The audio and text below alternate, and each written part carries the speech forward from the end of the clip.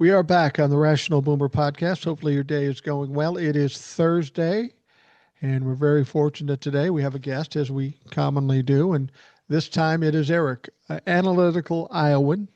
He's Eric from Iowa, and the reason I like talking to Eric is because he knows a lot more than I do, at least the specifics of things and details. And I'm not detail oriented, so this is a good balance when we get a chance to talk. I get to spew my shit, and then you can either help verify that or prove me wrong. And either way is fine. Eric, welcome back. And I know not only am I, but a lot of folks are looking forward to hearing from you today. Well, thanks for having me. I'm glad to be back. We got a lot of shit to talk about, a lot of shit going down.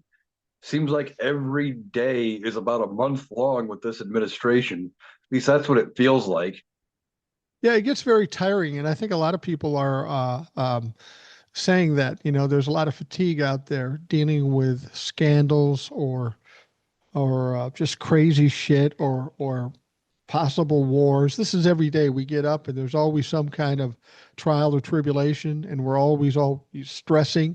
It would be nice to just go back to life and worry about your own fucking problems as opposed to the world exploding. Yeah, and I think that's one of the reasons why people liked Joe Biden. He Yeah. was mild. He was not excitable. It wasn't, politics went back to being boring. And I think that's also one of the reasons why the media hated him is because it was boring.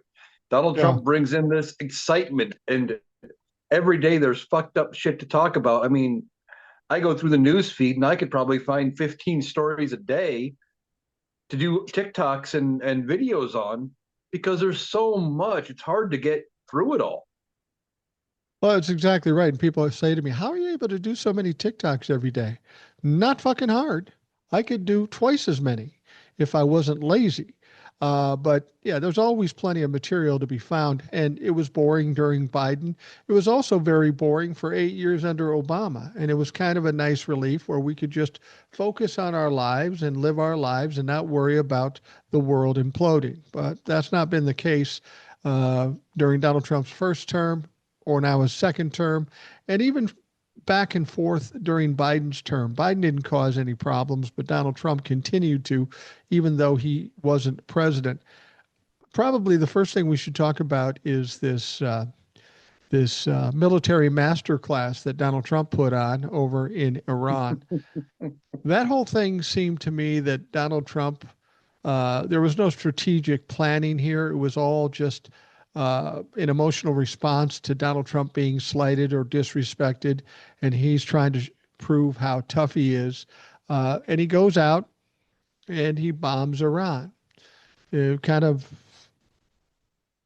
just pulls that out of his ass and does it. He was going to wait 2 weeks, and then he just does it. And then, of course, he does what he always does and claims victory. But how would he know if it was a victory? That's the fucking crazy thing. Well, yeah, he doesn't know for sure that it's a victory, but he's doubling and tripling down. And of course, I don't know if you saw this. There was the leaking of information from the Pentagon that it wasn't clearly as defined as what he wants to say. We didn't obliterate them, and we didn't, completely set them back by decades, it may be months at best. Yeah. And Donald Trump doesn't like being one upped. So now he comes out and says, well, because they can't keep their mouths shut, we're just not going to tell Congress nearly as much. We're going to withhold classified information from Congress. And I don't even know if he's got the authority to do that, but he doesn't want to tell Congress anything about it because he doesn't want to be made to look foolish. He doesn't want to be made to look weak. And that's what this actually did. It made him look weaker than it was because it wasn't as successful. No, it wasn't. Well, one thing that Hegseth said. Now I'm thinking about that press conference. You got Donald Trump, you got Pete Hegseth, you got Marco Rubio, and who else was there? I can't remember. Was it JD? I Vance. don't know. Vance, JD Vance was there, and and Pete Hegseth came up and said, "This is what he said. It was absolutely, they were absolutely obliterated. We did what we did. And I can't believe these investigators are coming out saying that it wasn't obliterated. How could they possibly know? Whatever happened is buried under 200 feet of dirt. They need a big shovel to figure it out. Well, that's an interesting comment coming from a guy who just said, I know what happened. Did you dig it out? Did you open it up? See, that's the thing. You're saying there's no possible way to know, but I know. I'm not buying that shit. It's Yeah, absolutely ridiculous, and it's it's it's stupid. And these people aren't even smart enough to grasp that they're sounding stupid when they do this. exactly. They don't get it. There was something interesting though about that press conference with JD, Marco Rubio, and Hegseth. Did you notice that JD Vance was kind of off to the side? He Yeah. wasn't with the rest of the group. He was kind of just slightly off center a little bit. And then everybody else was wearing the trademark red Republican tie. He was wearing blue. I wonder if he's trying to just subtly start setting himself up to be separate from Trump. Off, not I'm not quite him. Although I was there, I'm distancing myself bit by bit so that when Donald Trump finally goes down, his career is not in the toilet and he can maybe salvage a 2028 presidential run. Yeah, I don't think that's going to happen, but he may certainly try. But you have to imagine that if nothing else, subconsciously, he's trying to separate himself from Donald Trump. I mean, the other two clowns, they're like they're in prison, and they're holding Donald Trump's outturned pockets. Yes, sir, whatever. Pete Hegseth and Marco Rubio look like fucking prisoners. They didn't look like advisors. Donald Trump said something in that press conference that was truly, and I'll use the word even though we use it too much, is unprecedented. You've never heard a president say this. They were talking about him bombing Iran, not knowing how they knew when it was coming if they moved all their stuff. Well, Donnie told them about it 3, 4 days ahead of time. He told them exactly what he was going to do. And of course, we have no national security, so they probably just got on a signal chat and figured it out. But then somebody, after the bombing or the missiles sent by Iran into Qatar, it was released that Donald Trump knew all about this. He was in on the thing. He knew about it. And of course, he denied it. Well, now, of course, he's not denying it. But in that press conference, he says, yeah, I knew about it. We moved everybody out and said, go ahead, do whatever you're going to do. A president of the United States is talking to an enemy saying, go ahead, bomb one of our military installations. Never heard a president say that. And he didn't even realize what he was doing when he said that and how stupid he looked when he said that. Well, that's trademark Donald Trump. He Yeah. says shit because he thinks that it made him look either tough or commanding or whatever the case. Well, yeah, I moved all of our people. I protected them. They just bombed empty buildings, so let them waste the missiles, type thing. He doesn't realize that he sounds completely and totally inept and dumb. He thinks it was brilliant because he thinks he's the smartest person in the room. We've talked about that a lot. And nobody can tell him otherwise because he doesn't put people around him anymore that will tell him otherwise. They're Yeah. all going to say, yes, Donnie, you're the greatest, you're the smartest. Oh, nobody's thought of that before. And the reality is, he looks dumb, he looks foolish, he weakens us on the world stage. And it's going to take decades to rebuild that after he's gone. Well, the interesting thing is when he was talking about what was going on there and he was being questioned on it, somebody asked me about this in the comments, and I noticed it too. Have you noticed when he's being asked questions now? Sometimes he'll pull in Hegseth or Marco Rubio to answer the question, as if he's adding some credibility or legitimacy to it. My sense of it is that he's in a position he hasn't been into in a long time. He's getting hard questions, and he's made so many mistakes. He's trying to defer to somebody else so he doesn't fuck up or look stupid because he can't answer the question. Yeah, or possibly he knows I'm giving him a lot of credit for even knowing this much, but maybe he knows he's in a bad situation where almost any answer is going to be bad. So he wants to defer to these guys. So they give the bad answer. They look stupid. and then he can fire them later and say, "Well, see, they didn't know what they were doing." Yeah, yeah.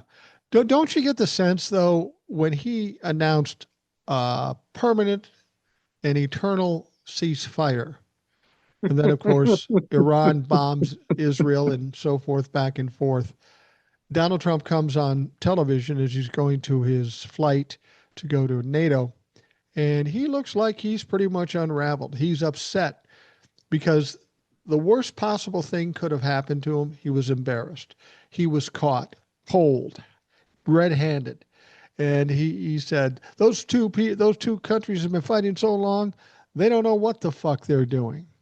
Now, not even Donald Trump, in all the time he's been in politics, he's ever let loose like that before on television, on national television. Never before has that happened. And that gives me a sense that it's getting to be too much for him, and he is starting to unravel. Yeah, I think the end is coming for Donald Trump. He's going to keep making mistakes like this. He's going to keep getting embarrassed. And if he keeps going when he's having these outbursts, the behind closed door conversations that I guarantee are happening with Republicans, they may start becoming out in the open conversations where they're having, hey, wait a minute, do we need is he well? Is he okay? Do we need to remove him? Those questions may start getting floated, and as it comes out more publicly, he's going to start unraveling even more because he's going to be in a tailspin and he won't know how to get out of it. Well, I think these Republicans are still terrified of him, and as long as they're terrified, they're going to stand back and cater to his every need. But once there's a glitch that they recognize or a couple people jump on him, like I said, it's going to go like wildfire after that. Once people feel comfortable, they're going to tear him apart. That's what's going to happen. I'm surprised it's taken this long, but we're starting to see people fall away at this point. The Tucker Carlsons and some of these other people going, wait a minute, this is fucked up. Um, so I think Donald Trump is kind of sensing that too. Things are different than he's used to. He's used to everything going his way and everybody deferring to him, and not everybody is now. So I think he's getting a little frustrated with that and a little concerned about it. Oh yeah, he's definitely getting concerned. He'll never admit it, but I No. know it's got to be weighing on him. And that's what's leading to things like him lashing out about the ceasefire not holding up. And then as he's tweeting out or truth socialing out about what was going on, he was signing his Truth Social posts. Donald J. Trump, President of the United States. Like he's unraveling. It's becoming more and more clear. He's trying to still assert that dominance, and because it's not working, he doesn't know what else to do because he's never had to do anything else in his life to make it work. It's Yeah, always even worked.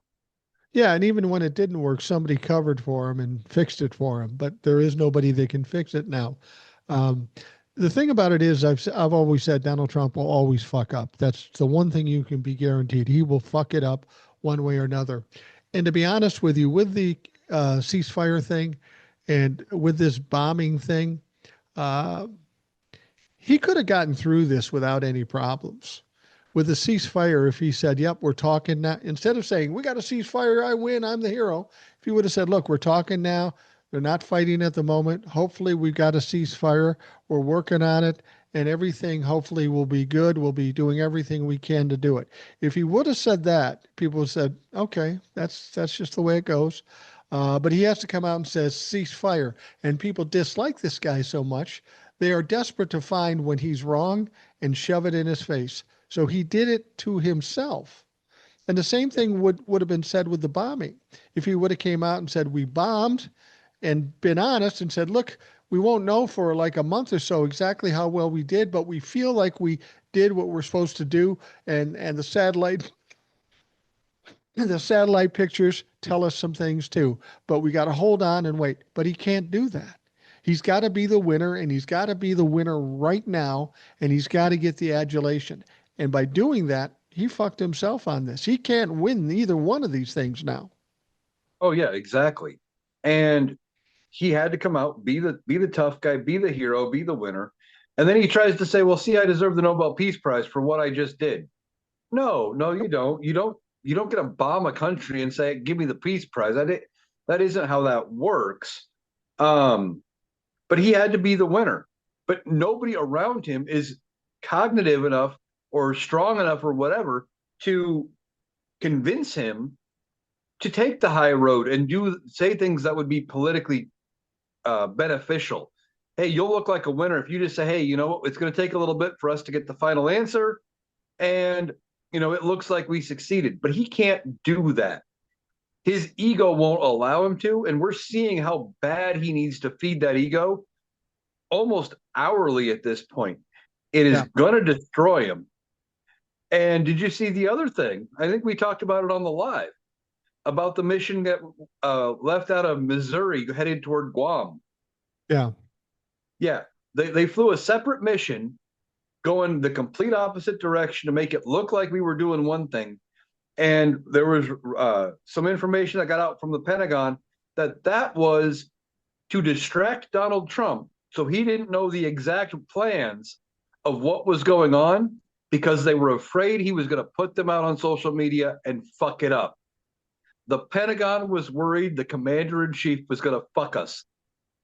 And for good reason, because he's given away everything before. He talks before he thinks. He gives away classified information, and he would have done that. He would have done a play-by-play. Yeah, the Oh, bombers yeah. are over the Atlantic Ocean. Just wait. They're coming. They're coming. Now they're over France. They're coming. He would have done that.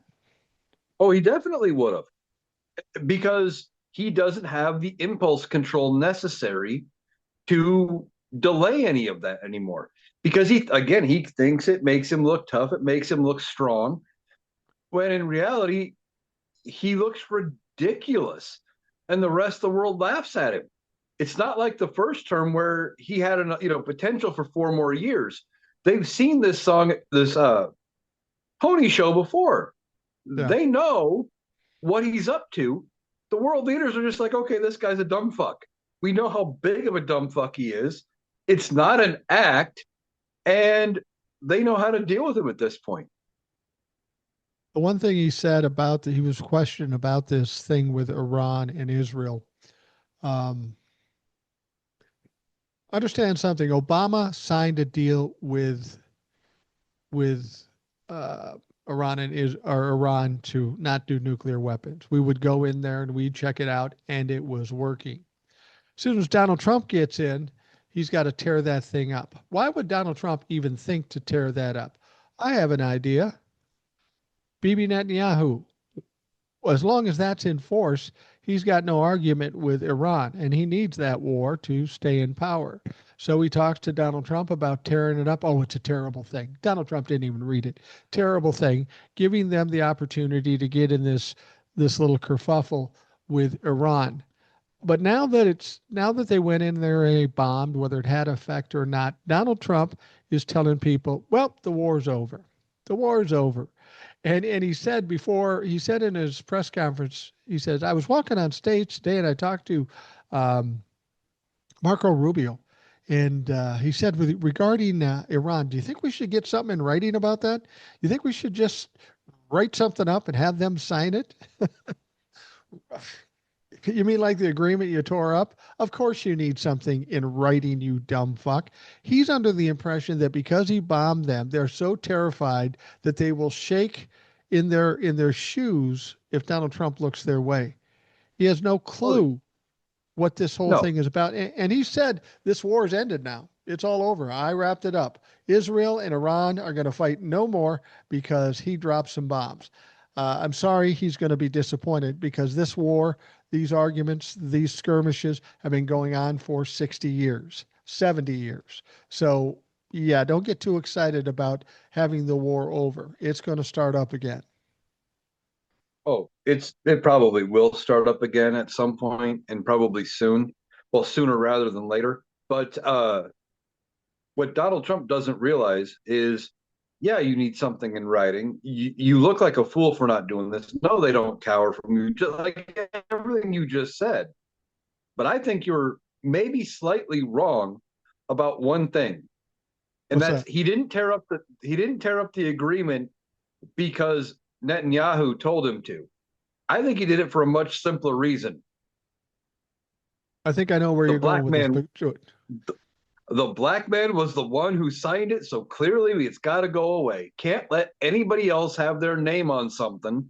It's the same reason he tore up NAFTA, and yeah. because Clinton had his name on it, he didn't want to let Clinton have that win. He had to renegotiate something better, and so it was signed by Donald J. Trump. That's Yeah. all. I think that's literally all it was. Maybe Bibi Netanyahu was able to get in there and tell him about the thing that, oh well, Obama did this thing and you'd look great, you look smart if you tore it up, because he clearly screwed it up. But I think it comes down to not wanting Obama to have that legacy item anymore. Yeah, I think you're onto something there, and I can even add to that. Where does it come from? Why does he hate Obama? Well, he's black. But I think even more than that, Basically. it goes as far back as that press club meeting, that yearly press club meeting, where Obama just tore him to shreds as he was sitting there. I think from that moment, Donald Trump needed revenge, and in terms of running for president, tearing up NAFTA, tearing up the Iranian nuclear thing. But I think it goes even farther because I was going to ask you, but I just realized it. What is this fascination, this obsession with the Nobel Peace Prize? Why does he want it so bad? I mean, it's a win for him. It makes him look good, but Obama got a Nobel Peace Prize. And Obama didn't even know he was going to get it. He didn't even understand why he got it. But Donald Trump needs that Nobel Peace Prize to be as good or better than Obama. I think you're right. All these things have to do with him trying to show up Obama, and he's not doing well in the process. Yeah, he's fucking up like he does with everything. He's trying to one up Obama on all of this. He's trying to do all of it. And you mentioned that he's declared victory. And when you mentioned that, it reminded me of W. Bush, George W. Bush.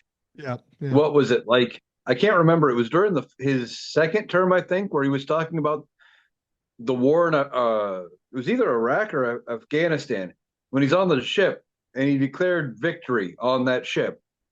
Yeah, he And had it a was big like, flag that said mission completed. yeah, mission complete. And it was like 15 years later before it was ever done, before we were finally done with being in Afghanistan. And I think we're still in Iraq in some capacity. It, Yeah. it he looked, Bush looked foolish. Donald Trump is going to look foolish in this. Historians are going to call him out on it. And every day this conflict goes on, the media should be putting up the clip of him saying, total victory, it's over. And then, well, remember Donald Trump declared victory. Well, today Iraq did, or Iran did this. Today Israel did that. And just keep dragging him through the mud, but they won't. Well, some people will, maybe only on the social media, but every time something flares up, somebody's going to rub his nose in it. If nobody else, me. I thought you said it was over, Donnie. I thought you said it was over, but we had missiles going between Iran and Israel. Now, it was interesting when this whole Iran Israel conflict started. You would have thought that all the Republicans would have been behind it and all the Democrats would have been against it. And that's not quite true. There were some Republicans against it, and there were some Democrats that were for it. And people are trying to wonder, why is that? Why would some Democrats stand behind it? Or Adam Kinzinger was standing behind it, even though we know Donald Trump is a dupe. He went around it, or he went at it totally the wrong way, the illegal way, unconstitutional way. Why would people support that? And I think there's one very good reason why some people support that. And that is because of APAC, the American Israeli, whatever it is. There's millions and millions of dollars pouring into our Congress from this APAC. Um, and APAC has a lot of control on a lot of members of Congress, Democrats and Republicans, and they will do nothing to speak against Israel. But let's understand what happened in Iran. And everybody who speaks against APAC or everybody who speaks against Israel you're immediately anti-Semitic, and that's just not true. I don't mind the people of Israel. I don't mind the country of Israel. They have the same problem we have. They have a horrible dictator of a fucking leader, and that's where the problem lies. But Israel is in this war with Hamas, and they said, well, they attacked us first. We have every right to defend ourselves. Yet they're the first ones to attack Iran, and now somehow Iran's the villain.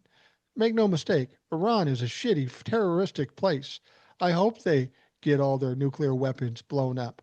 But if you're going to do it, don't fuck it up. This whole thing is a mess that's been going on for decades before I was born, and it's going to go on decades after I die. There's nobody who's going to fix this thing. Jimmy Carter had a peace talk, when he was in office, and it was big success, and everybody was happy. How long did that last? Not very long. Yeah, the Abraham Accords. Right. Right. Yeah, Exactly. and it didn't last very long, but it was one of the signature things of his administration. And uh, we've been dealing with issues in the Middle East. They have had issues going back millennia. You Yeah. know, it's not something that is going to be, there's no quick solution. There is no, I can solve it in 5 minutes. This is going to take generations to solve. Um, and it's all about just continuing to make things better little by little until you get to a better, more desirable outcome. But Donald Trump wants to be the big hero, and he thinks he can solve it in 5 minutes because he needs that adulation, he needs that win, he needs that success. That's all it is. Yeah. He, this is what Donald Trump wants to do. Donald Trump is dying to be the hero, and he wants everything to happen quickly. The Russia Ukraine war will end in 24 hours. And when it didn't, he started getting frustrated. He got mad at Vladimir Putin. He got mad at Zelensky. He he um, he jumped all over Zelensky when he was in the White House. Same with Iran or Hamas and Israel. He got mad at Benjamin Netanyahu after a while. The bottom line is, in terms of Iran and in terms of Hamas, um, Donald Trump is being played by Benjamin Netanyahu. In terms of Russia and Ukraine, Donald Trump is being played by Vladimir Putin. We have two equally as evil guys as Donald Trump, but they're far smarter than he is, and they are playing him like a fucking fiddle. Yeah, they are. And he's fallen right into it because he's not smart enough to realize that he's getting played No. and he can't see it. And he, because of how bad he is and how toxic his name and reputation are going to be for people, he doesn't have any good people around him anymore. And they're all bailing ship. They don't want to be associated because they're afraid of what's going to happen. And even the Republicans that are standing with him, they're standing with him as long as they can until they have determined that it is beneficial to step away. And like you said earlier, they're going to dogpile on him the minute they can. Uh, but nobody's around him giving him good advice. Nobody's showing him how he's getting played. One, he wouldn't listen to it. But two, there's nobody smart around him that probably even sees it. Besides, He has these losers and these jokes around him. And some people are under the impression that he purposely hired all these idiots to be around him. And I don't think that's true because I think in the first term he had some relatively normal people. They weren't good people, but they understood the job and they understood how to handle it. I think when he came to hiring people for his cabinet this time around, those people with any sense, any professionalism said, I don't want any part of this because I know how this ends. I'm going to either end up indicted, fired, or I'm going to quit. And then I'm going to get uh, defamed by Donald Trump in the process. Nobody wants to walk into that shit. You're going to need a drunk guy like Pete Hegseth to be the Department of Defense Secretary. You're going to need Kash Patel, this conspiracy theory fuck running the show. This is the best he could do. This is the best he could get to run these organizations, and they're all showing us they're way over their heads. Oh yeah, they are 100% in over their heads. They don't know which way is up. You got Pete Hegseth trying to run the Department of Defense, but and I'm not trying to disparage his service. I appreciate what he did as a major in the National Guard. But there's a reason we typically don't have majors at the top of the Department of Defense.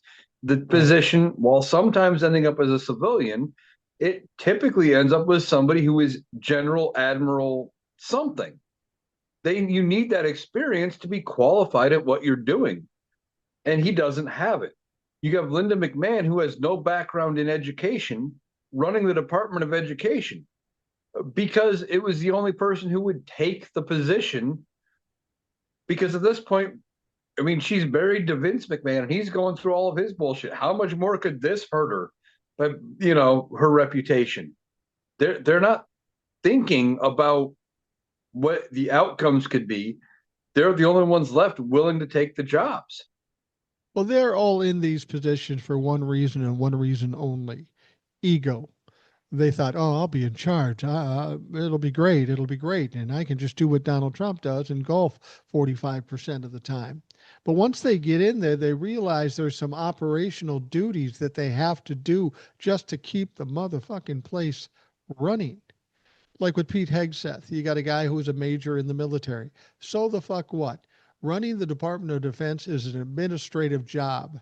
You better have some administrative abilities if you're going to take that job, and a major just doesn't have that kind of skill set or that kind of experience. That's why you need a general or an admiral to do it. And so he's just not qualified to do it. Linda McMahon doesn't know the difference between AI and A1 fucking steak sauce. She she's not bright enough to teach a kindergarten class, let alone be ahead of the Department of Education. Um, Cash Patel's just fucking goofy. And because he wasn't apparently goofy enough, they hired Dan Bongino to be his number two, and he's goofier than fucking Cash Patel. It's one of the things I'm most concerned about. I'm not concerned as much about them doing evil things, that being so incompetent that everything is going to fall apart internally in these departments. They aren't going to run properly. I will say this whole effort to bomb Iran, whether it's was a good idea or not, I will say the military did get it done, got in there, got out. Whether they were successful or not, who knows? Donald Trump doesn't even know. But at least they were able to do it and not get people killed on our side, and they got it done. It may be ill advised to have done it in the first place, but once given the order, they were able to do it successfully. So that makes me feel a little bit better with regards to our military. Yeah, and for now, the military is still operating as expected, or at least it appears like it is.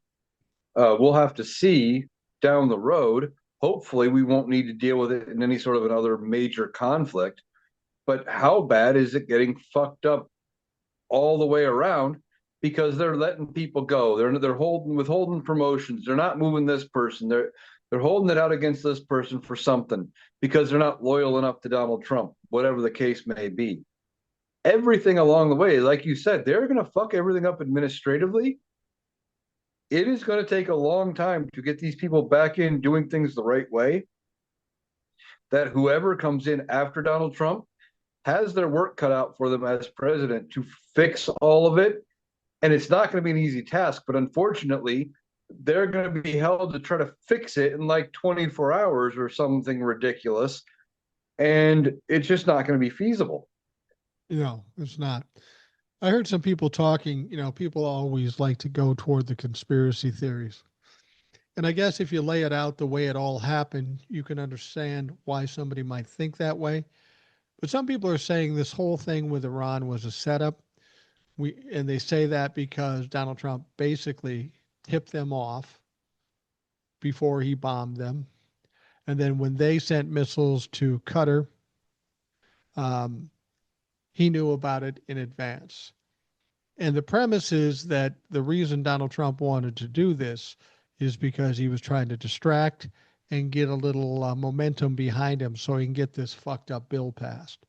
I don't know if he thinks that far ahead, but I know what he does do when he's losing in one spot, he's got to try to get a win in another spot to distract from it or cover up his fuck ups. Um, but when you say this, I hopefully this is the only military thing.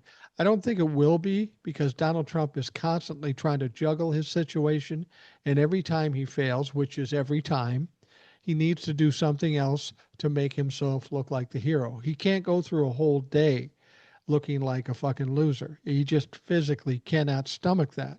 So God knows what else he might be willing to do in order to save his pride or save face. Yeah, that's an interesting thought that he's doing it to try to pass this big, beautiful bill. Because we keep hearing almost now on a daily basis that his bill is in dire jeopardy in the Senate. There's a lot of things being cut from it because of the Senate parliamentarian. They're not going to be able to pass it through reconciliation. Not as it stands. They have to make these cuts. And then you hear, was it Tom Tillis in North Carolina come out and say, well, if we cut Medicaid as deep as it is, uh, it's going to be as bad as initially passing the Affordable Care Act was for the Democrats in 2010 and 2012, and it's going to cost us seats in the midterms. The senators are pushing back, going, "We're scared. This isn't going to work." Yeah. But Mitch McConnell stood up and said, yeah, sure, people are going to be cut off of Medicaid, but they'll get over it. Mitch, I think you're losing it too. Because if you think all these people, 16 million people getting kicked out of healthcare, are going to get over it, no, that's not going to happen. It's going to destroy the party. And maybe Mitch doesn't care. He's out the door at the end of his term. Maybe he doesn't care if the fucker burns down. He might not, but him saying that, oh, they'll just get over it is reminiscent of what Senator Joni Ernst here of Iowa said about a month ago when she was asked by Right. constituents, saying, "Hey, we're scared. What can you tell us about us losing our health care?" "Oh, well, we're all going to die." Yeah. What? That's our one of our senators saying, "Well, it doesn't matter if you have health care. You're going to die anyway. What's the point?" Is there something Hell, mentally wrong with Joni Ernst? Because to do that was an absolute fucking ridiculous mistake. A politician to say something like that.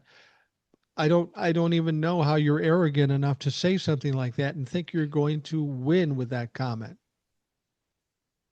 I don't know. I don't know if she's arrogant enough to think she can just win Iowa like Grassley does every time. Now, maybe this will be proving me wrong, but maybe she will win. I don't know. We'll have to see what uh, the midterms bring. But I think this might have cost her reelection chances. And there's somebody running against her this time around, right? Isn't Oh there? yeah. I haven't heard. I know there's a few names that have come out. I haven't seen any clear front runners right now. Um, and I've only seen a couple names coming out for governor from Iowa, but we're still way early yet. So you'll start seeing more names popping up in the next 3 to 6 months, and we'll get a clear idea of who's actually in the primary race for those positions. Well, I think the Republicans are in for trouble in the next election because of all the shit they've done and because Donald Trump destroys fucking everything.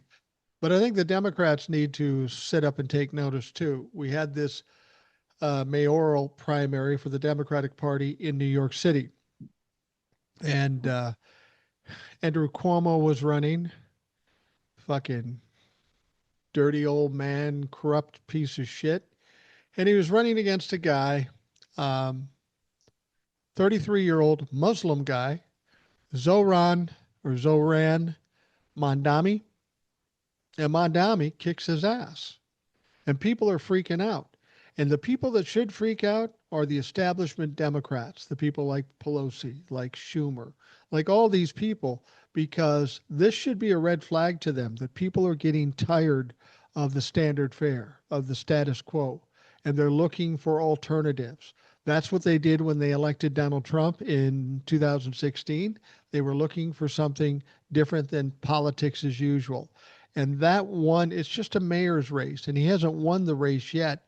But most Democrats who have the endorsement do win the mayoral race.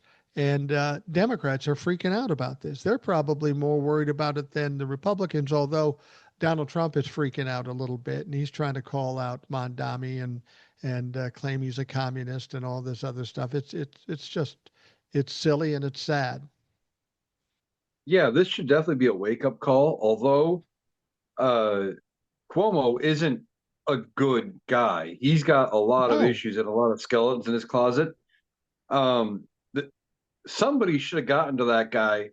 Some of the establishment Democrats should have said, "What the fuck are you thinking? He never should have been in that race." If you ask me. no, Now, no. I'm not from New York, never been to New York, and I realize I really don't have a dog in the fight. But when you have a candidate that is that bad, somebody should say, "Wait a minute, motherfucker.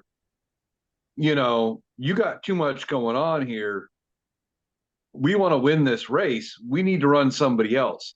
Now, maybe they could have found another establishment Democrat who might have won, and maybe the result would have still been the same. Who knows? But Democrats need to stand up and take notice of this. Um, they're not going to be able to just put their guy on the ballot and expect him to win every time, especially in these primaries. You know, of course, the sitting mayor, Eric Adams, still in the race. He's not a Democrat anymore. He's running as an independent. And he has all kinds of corruption problems, all kinds of issues.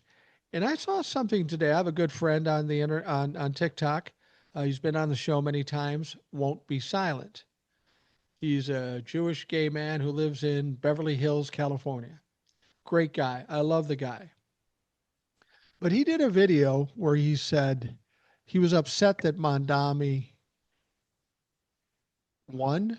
And then he was saying, we all got to vote for Eric Adams now. We can't let Mondami win the mayoralship. Is it because he's Muslim, do you think? And won't be I silent is Jewish. I'm not calling out I won't be silent because he's a friend of mine and we all have different reasons why we do things. I'm just trying to understand why he would think that Eric Adams, a convicted felon, would be better than this other guy. I don't get that. Is it just well, religion? I don't know a lot. I don't know if it's religion. I know there are some issues with the policies he supports. Um, like I only saw a little bit about it. Something about universal daycare. Uh, I want to say free public transit, things like that. Yeah, who wants And I that don't know if shit? it's That's communist. well, I don't know if it's the fact that like if won't be silent is thinking that those policies won't win. So we got to just make sure it's not a Republican that's in there and that we're better off with Adams. I don't know, but I it's got to hard to reach out to tell. him I and ask mean, him. I got to reach out and ask him because, yeah. like you said, you and I don't have a dog in the fight. He's originally from New York, so he kind of does. And I can't say he's wrong or right because first of all, I don't have a dog in the fight. I don't care who wins the mayoral race in New York City. All I'm saying is that when some unknown guy, 33 years old, that happens to be a Muslim, beats a standard bearer for the Democratic Party, that should be a fucking hint to Democrats. Oh, it definitely should. The writing is on the wall. Some of the establishment Democrats need to uh, get out of the way. Um, and they have the same, Democrats have the same problem the Republicans do. We've got establishment long-term Democrats who can't get out of, they can't release the levers of power. They can't get out of the fucking way. And they're not, even though they may be progressive, they may be liberal, they're still standing in the way of progress because they're not allowing any new ideas in. They're not allowing any new momentum in for Right. anything. You got your Chuck Schumers, your Nancy Pelosi's, who can't get out of the goddamn way. Well, the other thing that's got to make the Democrats nervous by this Mondami winning, this kid, and beating Andrew Cuomo, in spite of the fact that he's corrupt, he's got a lot of power in New York. by beating him might be suggesting that maybe David Hogg is right. Maybe people want somebody new, somebody different. As much as the old people are pushing back against David Hogg and trying to trip him up, he may be right. Maybe people do want somebody new. And we know that the electorate's going to be younger in 2028, millennials and Gen Zs. They should take notice of this and get behind some of their young people and try to win this next time around. Well, yeah, exactly. And, looking around at what you got Nancy Pelosi, who is in her 80s, and you got this Mandami, who you said is 33. I think he's And I 33. realized 30 something, right? Right, He, Pelosi is closer to retirement age, like, than he is to have turned 18. right, Or no, he's closer to have turned 18 than she was to retirement age. right. He's more focused in on what it's like to actually live in this economy and to in the day-to-day struggles, you know, of people. These old people need to get out of the way and remember that it's not the way it was 40 years ago, 50 years ago. The economy's different. The balance is different. The wages to costs are different. You look at rent and mortgages and et cetera, where it was taking like 30% of your wages in the 70s and 80s. Now it's about half or Right. more. In some cases, it takes, if you were making the minimum, it takes everything you would get just to pay your rent in some places. And yes, you can't even live. But these old people have been in there for so long, they're out of touch with what that struggle is like. We need new blood. David Hogg is right. We need younger people. Bring in some fresh ideas, especially in the safe districts like San Francisco. I say it all the time. You're telling me you can't find another liberal Democrat in San Francisco besides Nancy Pelosi who could win? Yeah, yeah. We not only need younger representatives and senators, but we need more assertive people. There are too many people just living fat on the land. They're getting their money. They have their cool jobs. They've got some power. They don't want to overstep, and they just do what they got to do, and nothing gets done. And we need people more assertive, more motivated, and younger people. I mean, the bottom line is when you're governing to make the future better. These young people are going to have to live in that future. These old people don't have a fucking future. They won't be around when this stuff really has an impact on this country and the people in this country. So if you're not going to be impacted by these decisions, then maybe you should hand that decision power off to somebody that has a dog in the fight. Yeah, exactly. I mean, you know, Nancy Pelosi, 88, 89, I believe, something like that, 80 something. You got Chuck Grassley from Iowa, 91 years old, up for reelection in 2028, has already filed the paperwork to run again in 28 at 95. Yeah. That man, if he runs, wins in 28 and makes it to the end of his term, he'd be 101. Yeah.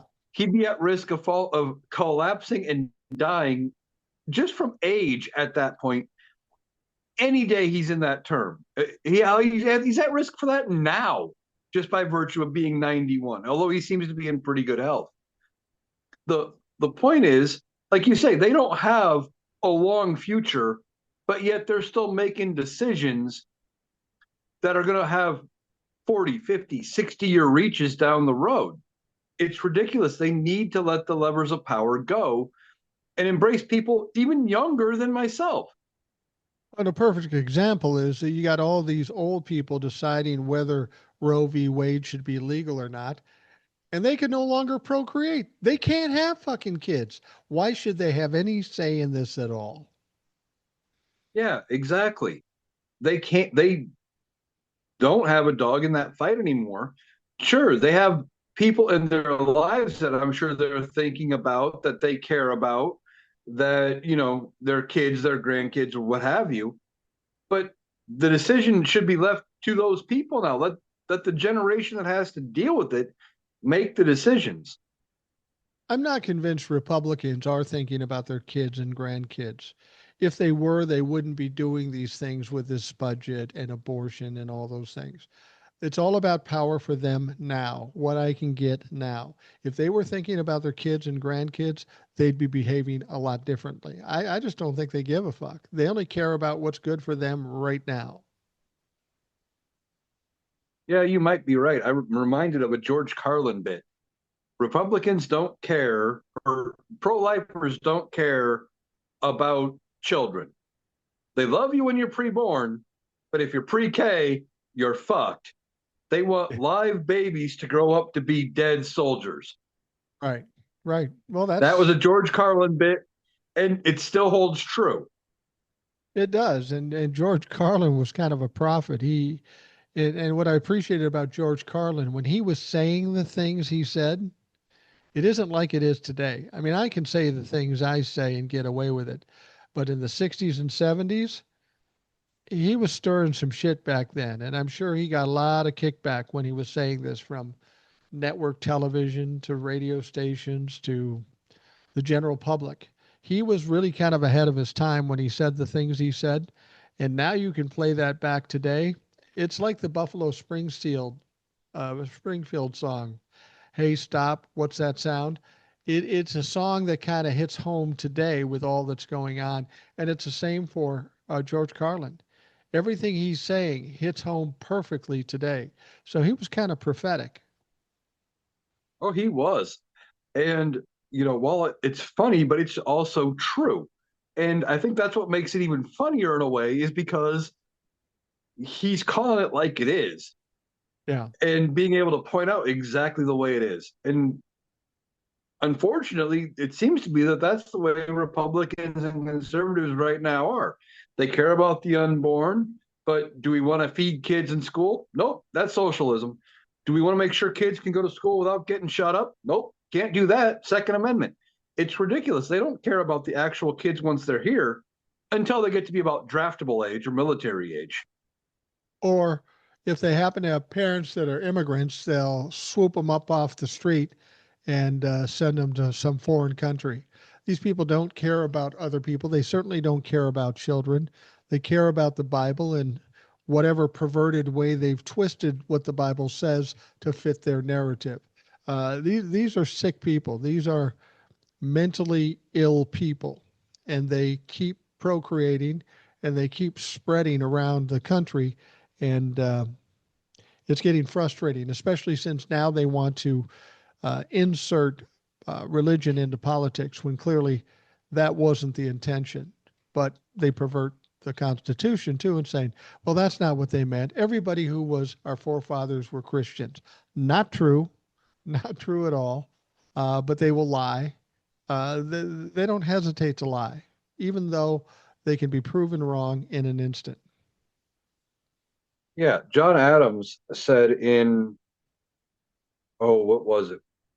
Which document it was that he signed, but it very clearly it says specifically the United States never was nor or never will be a Christian nation.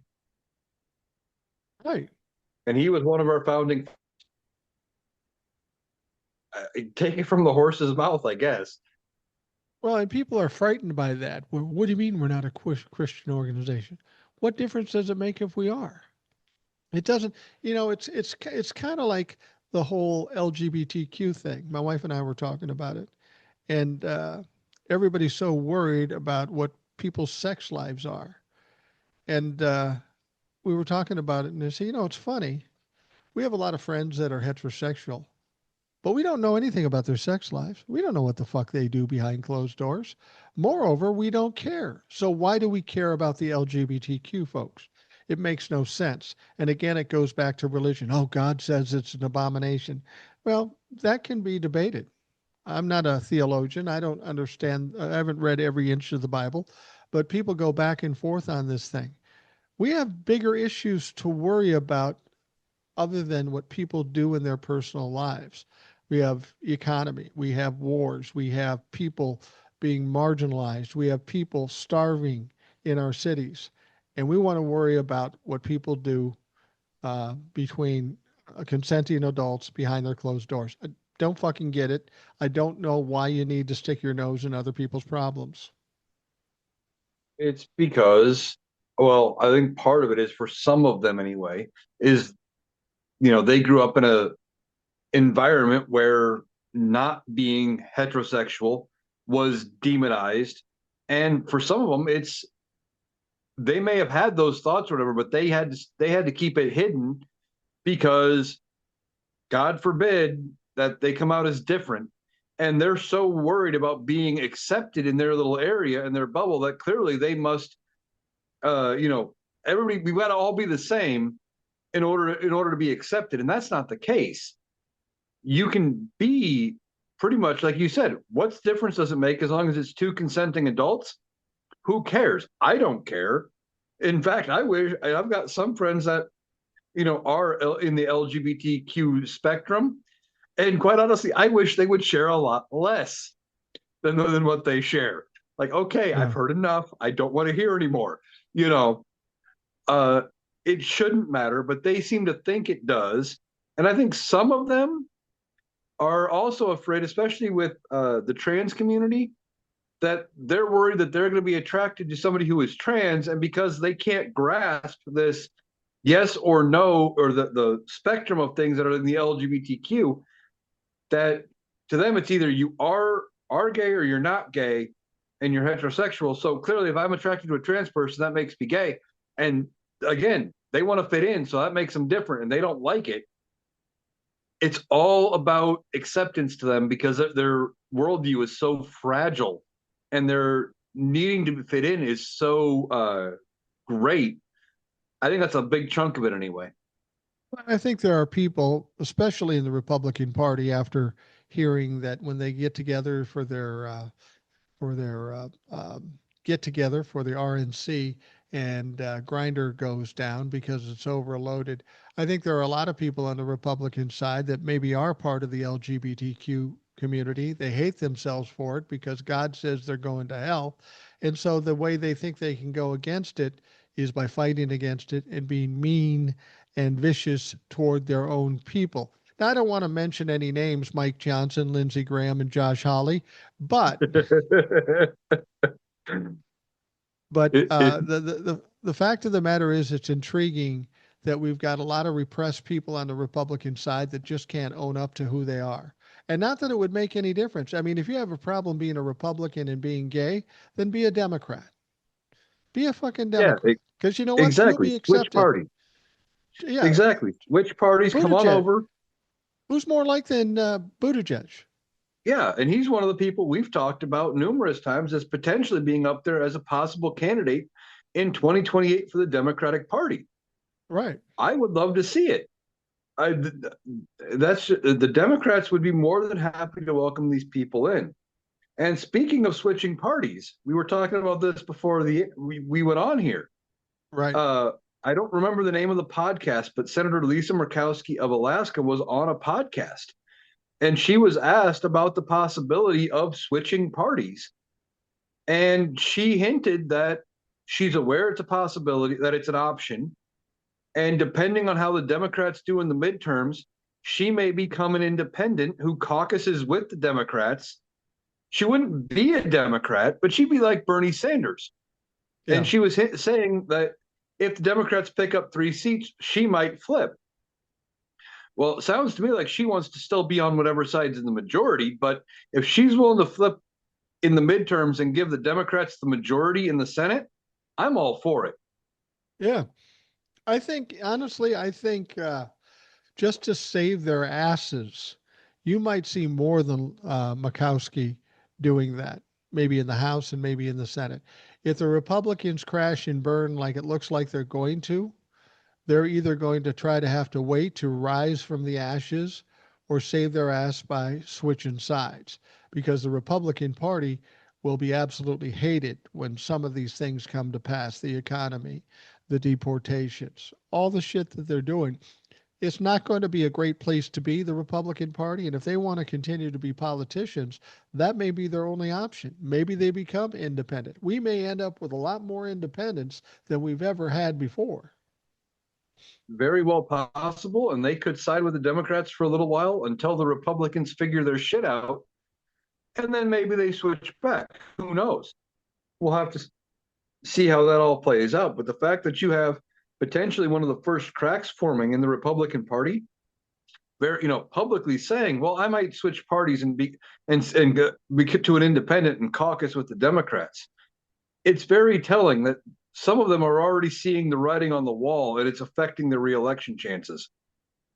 Well, and maybe people always talk about third parties and stuff and how that won't work. It won't work.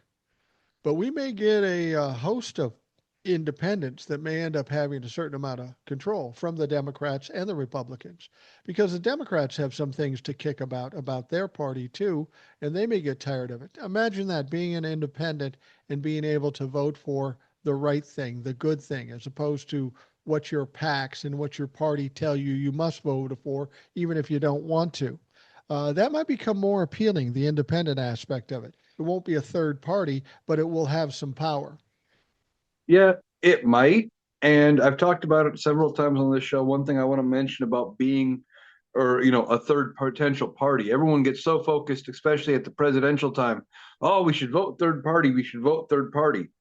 It does no good to have a third party president if there's no third party support in Congress. Right, But if right. people are ditching the Republican Party and they're becoming whatever, if they decide to ally together and become some third party, or if maybe they're all becoming independents, you might end up forming a new party that way. And then you have a third option that's actually got some pull in Congress. And then maybe you could get a third party movement for a presidency. But that's the only way it's going to happen. You can't just jump into having a third party president with no representation in Congress, because I don't think anything would get done. Yeah, and if you want to see how that works out, if we're correct in thinking that the House of Representatives and maybe even the Senate go to the Democrats and Donald Trump as a Republican as president, he's not going to get anything done. He's going to be impotent. I should say he's going to be more impotent, impotent in a professional way as opposed to his personal way. But he'll start a new party called the Limp Dick Party, which would be perfect for him. It describes him perfectly.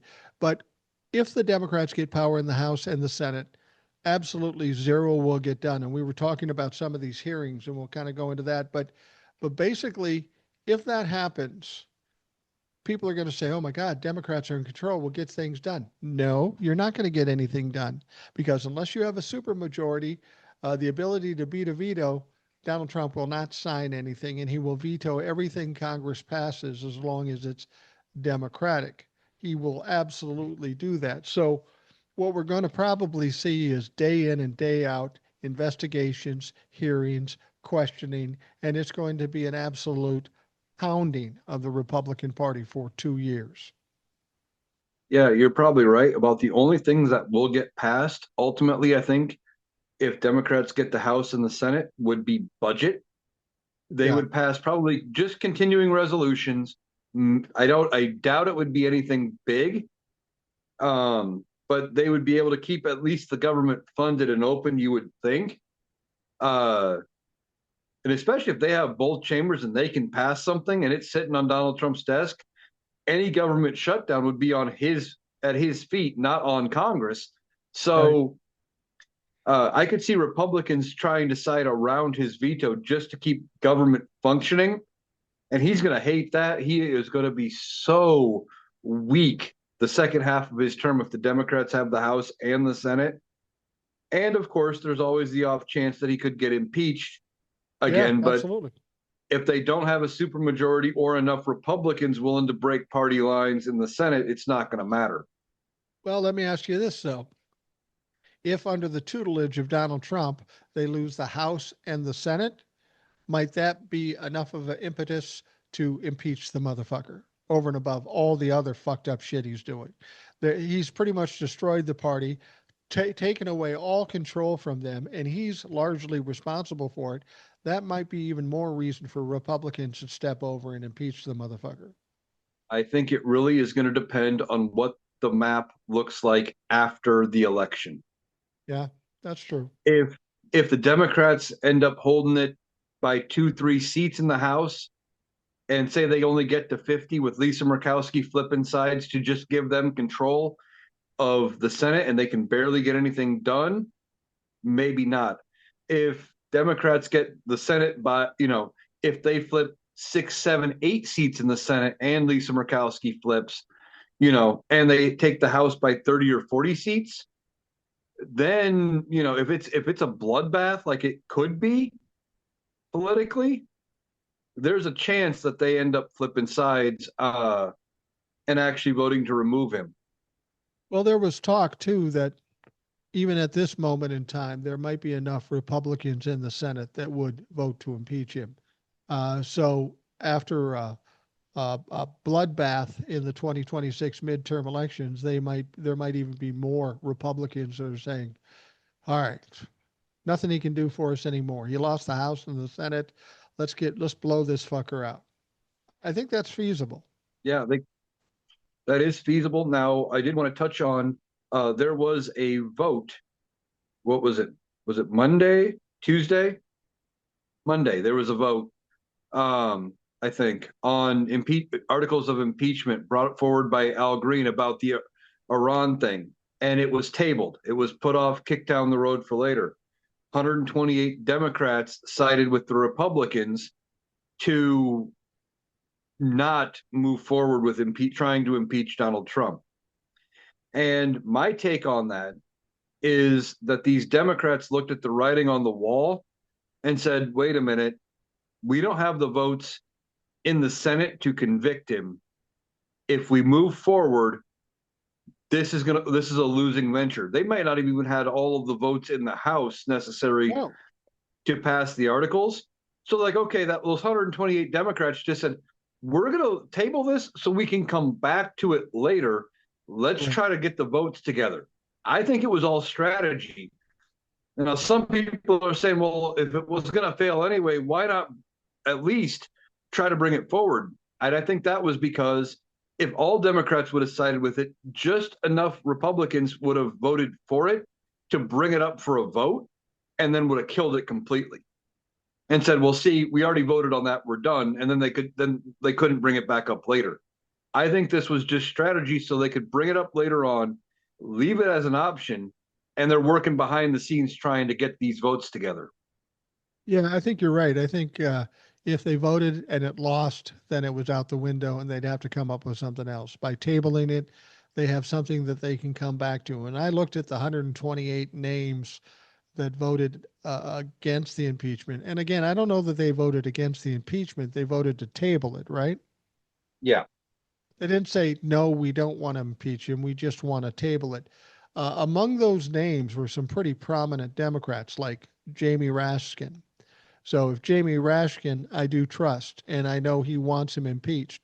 If Jamie Raskin, a constitutional expert, a law professor, voted against it, I have to think there's some good reasons for it. And I will not get all worked up about it. But it's so typical with the media.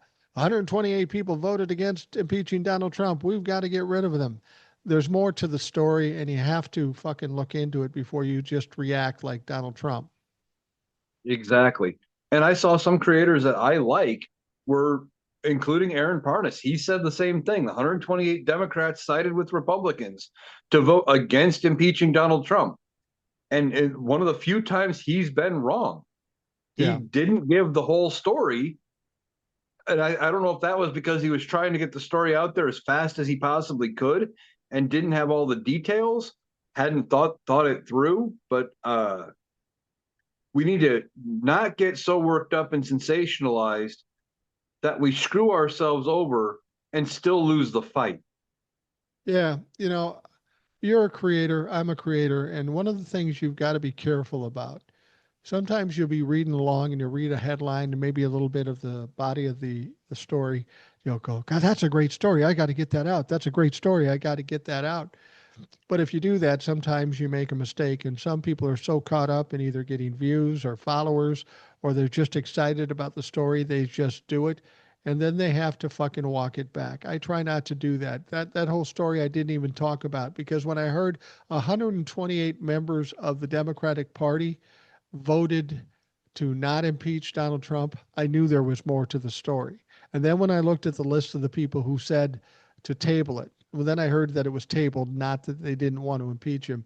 I said, there's some people on this list like Jamie Rashkin that know way more about this than I do. I'm not going to pop up here on TikTok and start talking shit about Democrats that voted this way because I just don't fucking know what the deal is. I'll wait and find out what the facts are of this situation. And some people just like to jump on it and go, "Oh, this is exciting.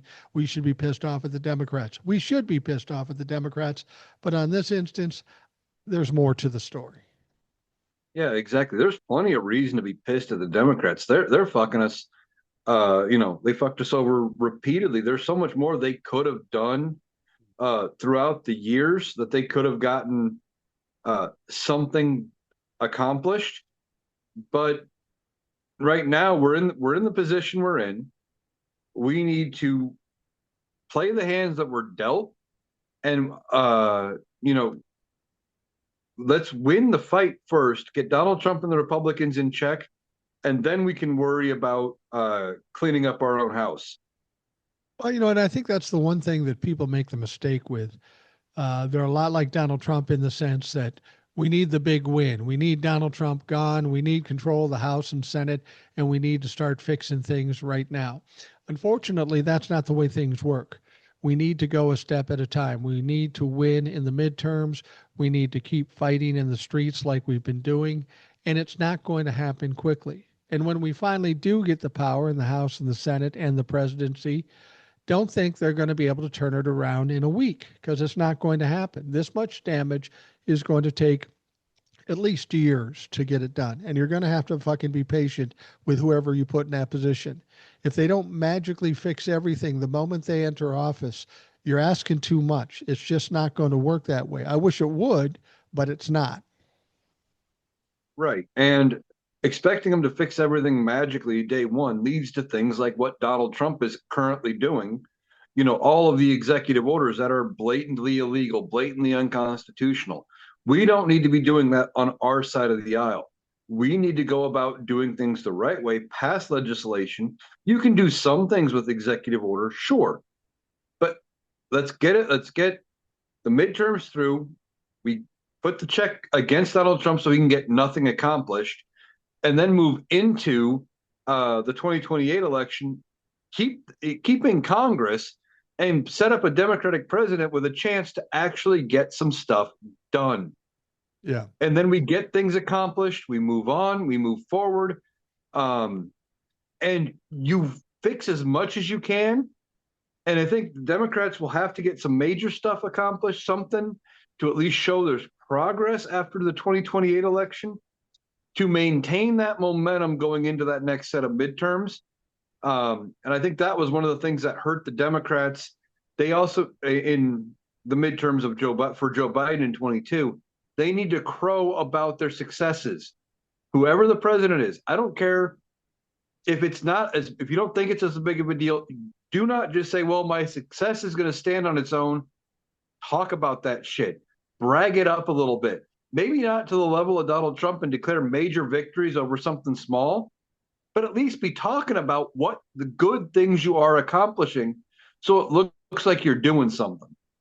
Well, and it's hard to crow about things we're accomplishing because we don't have the power to do much. But what we do need to do is what's going on now. And Donald Trump is a big help at this. Every time there's a fuck up, we need to talk about it. We need to throw it in the air. We need people hearing about it. We need to expose every failure he does up until the midterm elections. That's the one thing we've got. Keep the noise loud, just like the Republicans did for the last 4 years leading up to this last election. It worked for them, so it's probably going to work for us. Donald Trump is going to fuck up every day. We need to keep talking about it. We need to keep protesting. We need to point out his failures. They are many, And this is what we need to do. It may not be enough for a lot of people. No, we got to do something big and change it now. Just not going to happen. We have the cards that were dealt to us. You voted for Donald Trump. Now we got to get out of this, but we got to do it. We got to understand the right way to do it. The only way to do it is that taking a step by step. And when it comes to electing somebody for president in 2028, don't get caught up, the far left get caught up in what they were caught up with Kamala. Well, Kamala's Democrat, but she's not what I want exactly. She doesn't fill check all the boxes, so I'm not going to vote for her. You have to understand when you get to that point in 2028, you're not going to get everything you ask for. You got to be patient. You got to get the closest thing to it and understand that that'll get you on the path to ultimately get it down the road. But you got to be patient. If you want to go Republican, just understand you'll never get what you want. You've got to be patient and vote for the best person to get you where you want to go ultimately. Right. Politics is a slow game. Unfortunately, we want big changes. But if you look at our history, look at how long it has taken to do some of the things that we've done. Prime example, the 27th Amendment of the Constitution, which limits Congress's ability to vote themselves in a pay raise, and it has to start at the beginning of the next Congress. It took over 200 years to ratify that amendment. Yeah. 200 years. It's politics is slow. Now, is everything going to be that slow? No. But even some of the most fast tracked amendments still took 2 to 3 years to get done. I mean, you can't make a big progress. You're not going to get the entire left's wish list in 6 months. It's just not going to happen. You might not get it through in 2 terms, even with a favorable Congress all the way through. Get the steps you can get fix as much of the damage as you can fix. Let's future proof this so somebody as dumb as Donald Trump can't fuck it up again. And, you know, keep going step by step and we'll get to where we need to be eventually. Eventually. And you have to understand it's going to be eventually. It's not going to be quick. We were talking about hearings, and there were a couple of hearings, and there's one scandal. God forbid, a scandal in the Trump administration. What are the odds? Anyway, we've got this email Bove. And I got to tell you, when I look at email Bove, if you don't know who he is, Google that motherfucker. And I'm just going to say, if email Bove and Stephen Miller had a creep off, it would be a fucking dead heat. It would be a dead fucking heat because those are some creepy looking, weird looking motherfuckers. But Email Bove was Donald Trump's defense attorney. He was a prosecutor, I think, at one point, and now Donald Trump wants to make him a federal judge. He's in a hearing now to be confirmed, and a lot is coming out about some of the things he's done before when he's dealing with the Trump administration. And part of that is basically telling people don't listen to the courts, don't obey the courts, tell the courts fuck you. And now they're questioning him about it. And he's having trouble recalling whether or not he said that before. He said, well, yeah, be strong, but I don't recall saying that. And the person who was questioning him at the time was trying to get him to say, no, I never said that. And I think he may have done that. And the only reason I can think of uh, that they were trying to get him to say, I never said that, is because there's got to be a tape of it.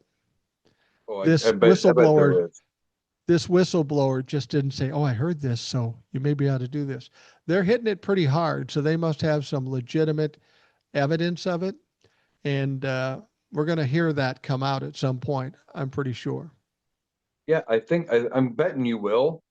And I don't know all the details of this whole case, but if it's as bad as it sounds just from the tidbits I've heard, they may even struggle to get him through with Republican votes on a bench seat. The Republicans may be left with no choice but to break from Donald Trump on this instance and say, yeah, we can't put him on a federal bench for life. They will eat us alive.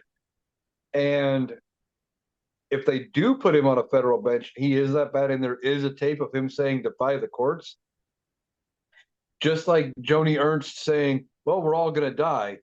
It's going to be gold, and it's going to be used in a ton of political ads going into the midterms. Oh, yeah. Yeah, I don't see how he gets approved. Well, I shouldn't say that because we're talking about the Republican Party. And every time it looks like something's not going to pass, Donald Trump calls up and makes some threats, and these people bend. I even heard something recently that, who was it? Um, Josh Hawley was completely against the bill. And I've heard he's changing his tune now. I mean, people in his own state, by hundreds of thousands of people, are going to cut off Medicaid because of this. And he was standing strong with it. And you can appreciate that. He's standing up for his state. But now I'm hearing that he's kind of shifting the other way. And I got to wonder if there aren't some pictures of him and Mike Johnson partying or something. Oh, I don't want to think about that. But with this Well, big, beautiful bill and these people kind of wishy washy, um, there's a few things with that. One, the Senate parliamentarian, I've done lots of videos here recently talking about the parliamentarian who is a nonpartisan member of the Senate. They are not an elected official, they are appointed, and they typically run from Congress to Congress for a number of years. Again, nonpartisan, not affiliated with one party or the other, um, and will stay in through party changes, majority changes. Looks at everything and goes, okay, this can be part of reconciliation. This can't. This meets the rules for this or for that. And they make judgments based on Senate precedent and Senate rules. There have been so many cuts to this bill by the parliamentarian that this bill is going to have to go back to the House and get the changes are going to have to get voted on again, and it may not pass the House second time around. right, right. Um, it's far from And a that's guarantee. and that's before the Senate making changes. Well, yeah, these are just the changes the parliamentarian has made, and that's not counting what ever changes the senators themselves made. Some of the things the parliamentarian has ruled against. There was one federal department, I believe it was part of the Department of Homeland Security. I could be wrong. They tried to set their budget at 0% of the DOJ's normal budget or something like that. Yeah. Parliamentarian said, nope, doesn't qualify. That's out. Mike Lee was trying to sell off millions of acres of federal land. Nope, that's out. Um, the rule about not allowing federal or nationwide injunctions in federal courts unless bonds are put up or they lose all their funding. Nope, that's out. The list just keeps going. It's uh, thing after thing after thing that where the parliamentarian says, yeah, you're trying to sneak this into this big bill. It doesn't qualify, doesn't qualify. So we don't even know what it's going to look like on the back end after all of those cuts, yet in what it's going to look like after the senators have made all their changes. People need to understand that those things in that bill could stay in that bill. They could stay in that bill, but the parliamentarian is deciding what can go under reconciliation. Reconciliation is different in that it only deals with budget issues, and reconciliation allows them to pass it with a simple majority with one vote. Now, if it doesn't qualify under reconciliation, then they need 60 votes, and there's no way it's going to pass with 60 votes. So it's incumbent on the Republicans to make sure they can pass it with reconciliation, or it ain't going to pass. Right. And now some of these things, the way I've read some stuff into it, there is a chance that it's not even so much what is in there, but how it's worded. Yeah. Like them trying to change these budgets to 0%. Well, maybe there's a way they can reword it in a way that it does qualify and still cut them out with no funding. But I don't know. We will have to see what the final version of this bill looks like when they go to finally vote on it. But it's definitely going to be different from the House version that only passed with one vote. And even if they passed it with minimal changes and the House had to revote on it, there is no guarantee with the public backlash from this bill as it keeps being talked about that the House will pass it again. Well, and they have another issue. If it changes at the Senate, goes back to the House, they have to fuck around with it. Then it has to go back to the Senate. They got a time limitation here. These fucks are going to go on summer vacation pretty quick. What is it, July 4th, July 9th, something like that? I don't know when it is. Usually mid Probably July, before. they Yeah. go on they take a couple weeks for July 4th, then they come back for about a month, and then middle of August they take August to like it's like 6 weeks through August and early September, I think. So by July, in and around July 4th, they're going to be off 2 weeks. I And think that something like that. and everything fucking cools off when they do that. They come back, they got to re motivate everybody and get this thing going again, and then they're off for 6 weeks. So they're under a time crunch at this point, and it is a shit show with regards to that bill. The bill that the House sent over to the parliamentarian has already been decimated if they want to pass it with reconciliation. Then the Senate is going to say, well, we don't like the Medicaid thing. We don't like this. Then it's going to have to go back to the House. The House is going to have to vote on it, and they aren't going to like it because they cut out everything these fucks wanted to do. I don't know that they can pull it off in the time frame they have. They may try. I think they're going to vote this weekend, but I can't imagine it's going to work. I don't think it will. I think what ultimately may end up having to be is that they if they can't get it done, they may have to end up coming up with a continuing resolution or something like that. And Democrats will probably have to sign off on it because that's typically how it ends up going is Democrats have to bail them out. Um, But they're going to want because something. though there are definitely there's going to be an ask.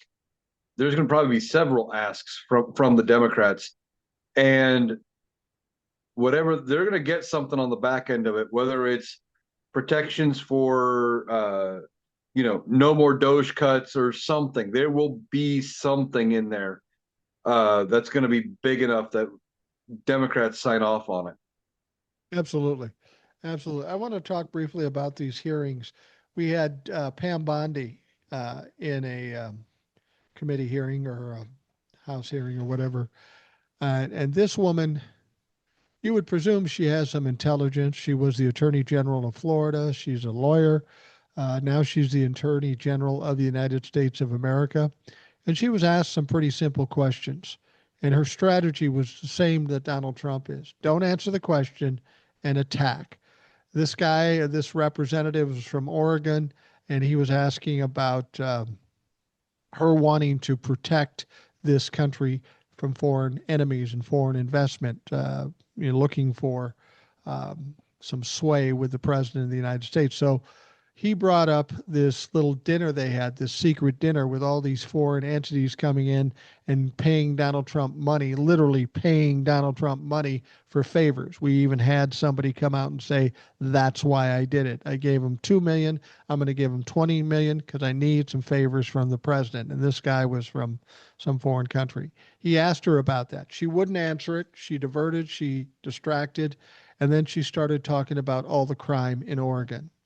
That was embarrassing to watch because this woman was using a strategy that a sociopathic, psychopathic narcissist uses on a daily basis.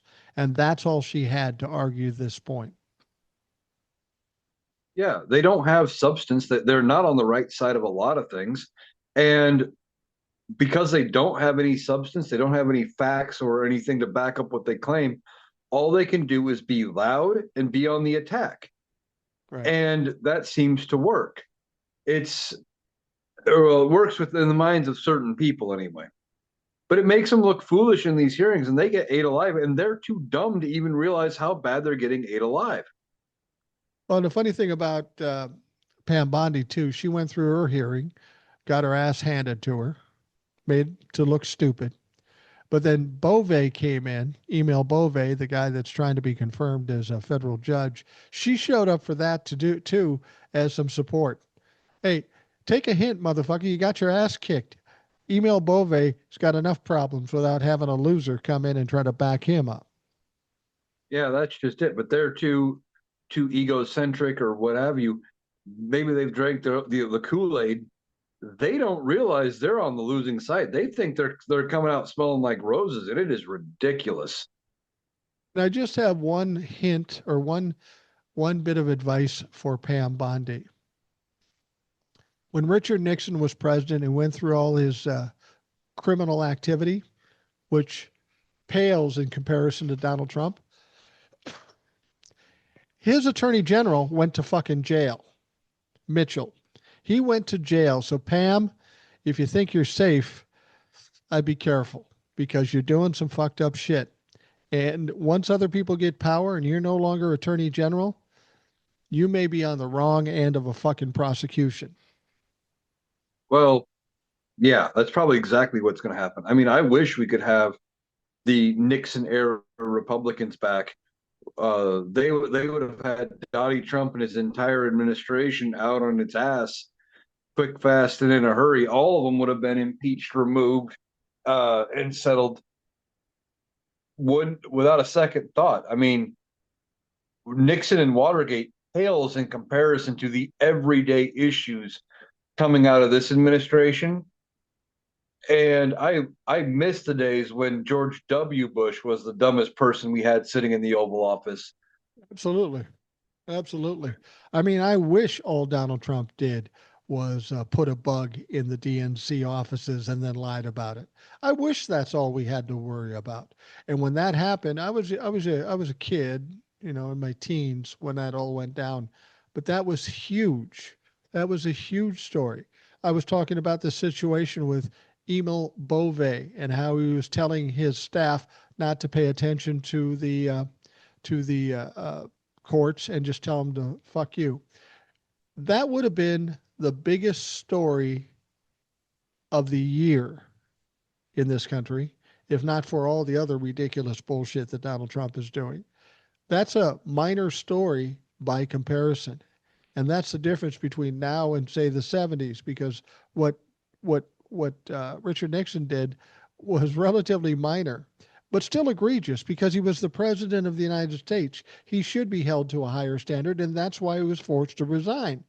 But now we've got things that are 10 times worse, and they barely make the fucking headlines because something bigger is happening. Well, yeah. And I mean, we don't even have to go back to the 70s. You take that Emil Bove story. What if Joe Biden had nominated somebody to the bench who said, just ignore the courts, tell them to fuck off? Yeah. They, it, they would have been hammering him about that for 4 years. Yeah, no It would have question. been it would have been the biggest thing in Republican media for years and years and years about how bad of a pick this guy was, et cetera, et cetera. He would have gotten no peace. Donald Trump does it, and he fucks something up 10 seconds later, and like it's no big deal. Yeah. Well, that's one of the things I've always said about the Republicans. You got to be careful what you're doing because when you're knocking down all these norms and you're making it okay to do certain things, there's going to come a time when the Democrats are in control. And if you get somebody that's not the most ethical, they're going to do the very same things to you that you're doing now. You got to fucking think ahead. Yeah, you maybe want to do everything you want to do now, so you want to get away with it, but understand it may come back to slap you in the fucking face at some point. Oh, definitely, definitely. It's not going to be pretty when it does. Hopefully, we don't have to deal with it at all about having, you know, Unethical Democrats being Democrats? Hopefully not. nearly as bad because the Democrats are pretty good about policing their own Yeah, for the most part. But then you hear about somebody who's as bad as Cuomo running for mayor of New York, and nobody told him to, hey, sit down and shut up. You're a bad, this is a bad idea. yeah, But for the yeah. most part, Democrats police their own way better than the Republicans have lately. I will say this: the Democrats are better than the Republicans, but Democrats aren't as good as they should be. I'm just going to say that. And there'll be people mad at me about that. I don't give a fuck. All you have to do is look at the facts and look at the news stories and see what's going on. Well, Eric, I'm going to wrap up the Rational Boomer podcast. I want to thank you for coming on. It's always a great pleasure to talk to you. Have a reasonable, sensible, logical mind. I can relate to that, and it's always fun to have you on the show. So thank you for making yourself available and showing up. Well, thank you for having me. And for those of you looking for me, I am Analytical Iowan on both TikTok and YouTube. Still working on getting my stuff out other places. Not very successful at that right now. But I do have a link tree on both. If you find me on either one, um, you can end up getting to me on the other one. That's the two places I'm at most. Like I said, TikTok and YouTube. Um, Putting out videos, talking shit, and trying to just keep people calm with, like you said, facts and details as best I can, and trying not to get too wrapped up in the emotion of it, because we have got enough creators out there that get people wound up, and Yeah. I don't want to add to that mix. And I will just say this just to cover our asses, Eric, when you said, if you're looking for me, he's talking about social media. If you're with law Yes, enforcement, ICE, or accreditors, we don't know where he is. We have no fucking clue. He's from parts unknown. yes. Otherwise, if you're just looking for me on social media, those are the places to find me. Uh, but yeah, definitely don't need to be sending ice my way. I'd be fine. No. I don't think anybody that looks like me is probably in the crosshairs of ice, Oh, they, unfortunately, but you never they, know. they'd probably say, this motherfucker's a Viking. He's got to be from Norway. Let's get that fucker out of here. Okay. As long as I can take my dog. Exactly. All right. For those of you listening, I want to thank you for taking the time to do that. I hope you have a great day, and we will talk to you again tomorrow.